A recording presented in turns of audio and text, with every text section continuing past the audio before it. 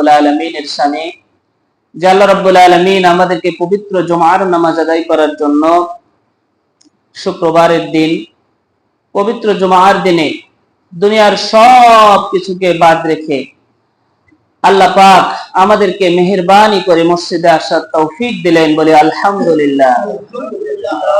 দরুদ ও সালাম প্রেরণ করছি সরওয়ারে দো আলম, দো জাহানের বাদশা সৈয়দুল মুরসালিন খাতামুন নবিয়্যিন আশরাফুল আম্বিয়া, সর্বকালের সর্বশ্রেষ্ঠ মহামানব বিশ্ব নবীর উপরে মহব্বতের সাথে পড়ছি সাল্লাল্লাহু আলাইহি ওয়াসাল্লাম।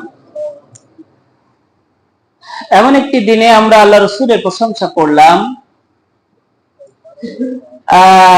এই দিনটি অত্যন্ত গুরুত্বপূর্ণ। আমরা জানি পবিত্র ঈদে মিলাদুন নবী, রবিউল আওয়াল মাস, যার প্রশংসা করলাম, আসমানের নিচে আর জমিনের উপরে যার সবচাইতে বেশি মর্যাদা, আল্লাহর পরেই যার স্থান, আল্লাহর পরেই যার সম্মান, তিনি কে? বিশ্ব নবী মুহাম্মদ রাসূলুল্লাহ সাল্লাল্লাহু আলাইহি সাল্লাম। তার জন্মদিন, তার মৃত্যু মাস, তার জন্মের মাস, সেই মহেন্দ্রক্ষণে আমরা আরেকবার বিশ্ব নবীর উপরে দুরূদ পড়াচ্ছি, দুরূদ পড়ছি, মহব্বতের সাথে বলছি সাল্লাল্লাহু আলাইহি ওয়াসাল্লাম। রাসূল আকরাম সাল্লাল্লাহু আলাইহি ওয়াসাল্লামের হাদিস, আল্লাহ রাসূল বলছেন, যে ব্যক্তি রাসূলের উপরে দুরূদ পড়ে একবার, আল্লাহ রাব্বুল আলামিন তার উপরে 10টি রহমত নাজিল করেন, বলেন সুবহানাল্লাহ। এজন্য আল্লাহ রাসূলের উপরে দুরূদের এই মর্যাদা। অপরপক্ষে আল্লাহ রাসূল বলেছেন, আল্লাহ রাসূলের নাম শোনার পরে যে ব্যক্তি সাল্লাল্লাহু আলাইহি সাল্লাম বলে না, তার জন্য আল্লাহ রাসূল এই দুনিয়া থেকে তার জন্য ধ্বংস কামনা করেছেন, সেজন্য ধ্বংস হয়ে যাক। সুতরাং রাসূলের নাম শোনার সাথে সাথে আমরা তার উপরে কি বলবো? দরুদ পড়ব। আমরা সাল্লাল্লাহু আলাইহি ওয়াসাল্লাম বলবো। নবীর নাম শোনার পরে আমরা আলাইহিস সালাম বলবো। রাসূলের নাম শোনার পরে আমরা সাল্লাল্লাহু আলাইহি সাল্লাম বলবো। বিশ্ব নবী সাল্লাল্লাহু আলাইহি ওয়াসাল্লাম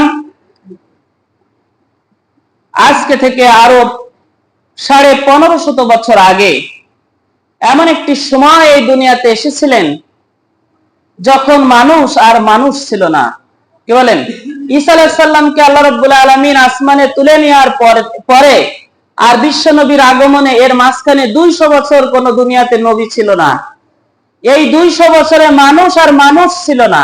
তাহলে কি ছিল?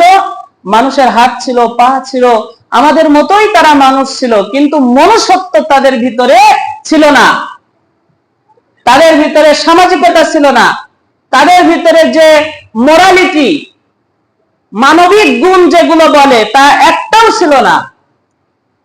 অনেকগুলো উদাহরণ দেওয়া যেতে পারে, তবে মানুষ এমন একটা পর্যায়ে নেমে গিয়েছিল, সেই সমাজকে ঐতিহাসিকগণ সেই সমাজকে অজ্ঞতার যুগ, অন্ধকারের যুগ তথা আয়ামে জাহিলিয়াত হিসেবে আখ্যায়িত করেছে। এমন একটা ঘোর অমানিসার যুগ এই পৃথিবীতে আর আসেনি এখনো পর্যন্ত, কিয়ামত পর্যন্ত আসবে না। সেই ঘোর অমানিসার যুগে মানুষ যখন মানবিকতা হারিয়ে অন্ধকারে অতল গহ্বরে হাবুডুবু খাচ্ছিল, ঠিক তখনই আল্লাহ রাসূল সাল্লাল্লাহু আলাইহি ওয়াসাল্লামকে আল্লাহ রাব্বুল আলামিন এই দুনিয়াতে আগমন ঘটালেন। জোরে বলেন সুবহানাল্লাহ। কি জন্য এসেছিলেন? সেই আয়াতে কারিমা আমি আপনাদের সামনে তেলাওয়াত করেছি। আল্লাহ রাব্বুল আলামিন বলছেন, ওয়ামা আরসালনাকা ইল্লা রাহমাতুল লিল আলামিন।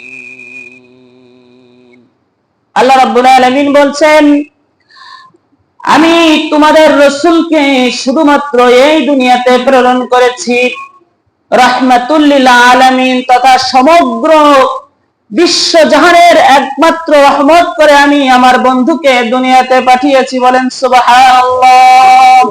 মানবতাকে মুক্তি দেওয়ার জন্যই আল্লাহ রাসূল এই দুনিয়াতে আসছিলেন। সবশেষে তিনি মুক্তি দিতে পেরেছিলেন কিনা? পেরেছিলেন না?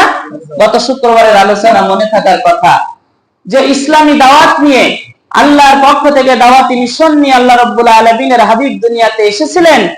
সেই দাওয়াতি মিশন একেবারে ফুলফিল হয়েছিল।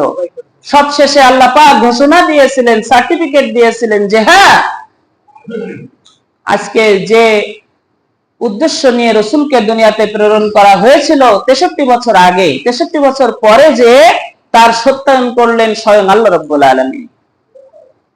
এজন্য নবী করিম সাল্লাল্লাহু আলাইহি সাল্লাম বলেছেন, খায়রুল কুরুনি করনি, আমি যে শাসন ব্যবস্থা কায়েম করেছি, যে যুগ কায়েম করেছি, আমার যুগ হলো সর্বশ্রেষ্ঠ যুগ, স্বর্ণ যুগ।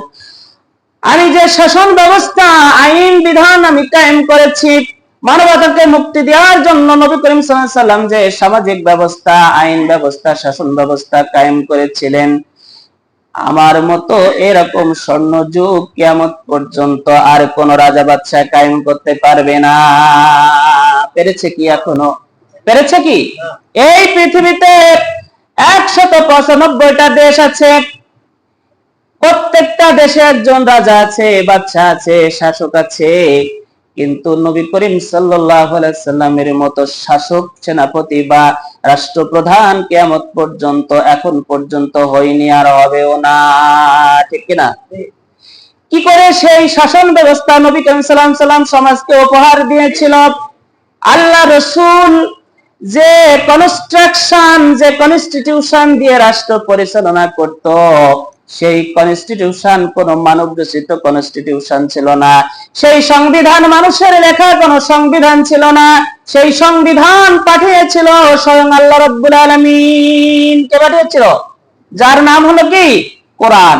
অর্থাৎ কোরআনে আল্লাহ রাব্বুল আলামিন যে হুকুম দিয়েছেন, আহকাম দিয়েছেন, শরীয়তের বিধান দিয়েছেন, তাই দিয়ে যদি আজও কোন রাষ্ট্রপ্রধান রাষ্ট্র পরিচালনা করে, তাহলে ওই রকম স্বর্ণ যুগ, ওই রকম সুন্দর সোনালী সমাজ কায়েম হবে কি হবে না? বলেন, হবে কি হবে না? হবে।